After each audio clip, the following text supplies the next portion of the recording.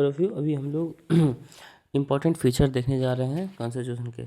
सबसे पहला है रिटन कॉन्स्टिट्यूशन। ये हमारा जो है रिटन कॉन्स्टिट्यूशन है। कुछ देश में रिटन कॉन्स्टिट्यूशन होता है, कुछ देश में जैसे लाइक ब्रिटेन में अनरिटन कॉन्स्टिट्यूशन होता है, बट हमारे पास रिटन कॉन्स्टिट्यूशन है। दूसरा नाम है सुपरमेसी ऑफ कॉन्स्टिट्यूशन। हमारे यहाँ सुपरमेसी मतलब कॉन्स्टिट्यूशन सुप्रीम, उससे ज़्यादा कुछ भी चीज़ ऊपर नहीं है। सबसे ऊपर हम लोग कॉन्स्टिट्यूशन को रखे हैं।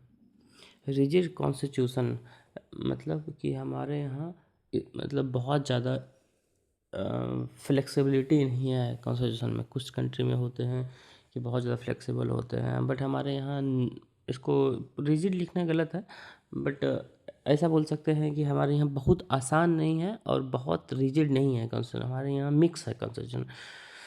कुछ चीज़ों को बहुत रिजिड बनाया गया है, कुछ चीज़ों को बहुत इजी बनाया गया है।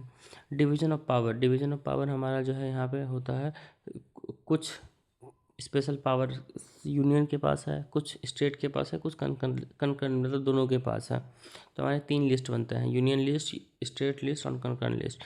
ए बाई कैमरल लेजिस्लेशन। हमारे यहाँ 2 हाउस हैं, एक अपर हाउस एक लोअर हाउस।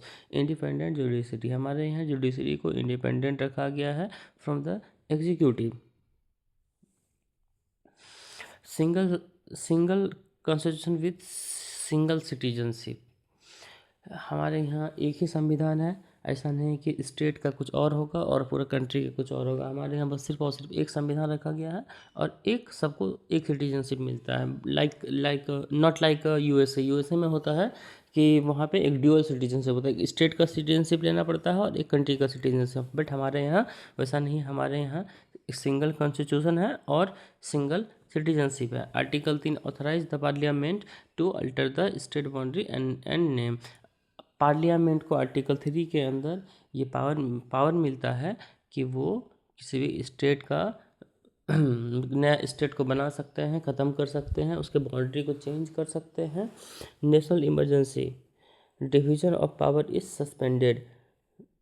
नेशनल इमरजेंसी के टाइम पे ज़्यादा से ज़्यादा पावर सेंट्रल गवर्नमेंट के पास आ जाती है और उस टाइम पे स्टेट गवर्नमेंट के पावर को कम कर दिया जाता है।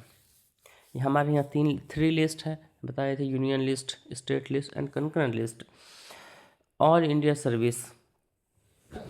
हमारे यहाँ एक सेंटर है, स्टेट है, दोनों के अलग सर्विस है। एक हमारे यहाँ ऑल इंडिया सर्विस होता है जिसको कि हम लोग IAS IPS वाली बोलते हैं। Government who is executive head of state are appointed by centre. इसको बोलना चाह रहा है कि governor who is executive head of the state. Governor जो है एग्जीक्यूटिव हेड ऑफ स्टेट होते हैं, जिसको कि अपॉइंट करता है। काम करते हैं एक्चुअली वो स्टेट में, लेकिन उसको अपॉइंटमेंट उनका होता है सेंटर के द्वारा।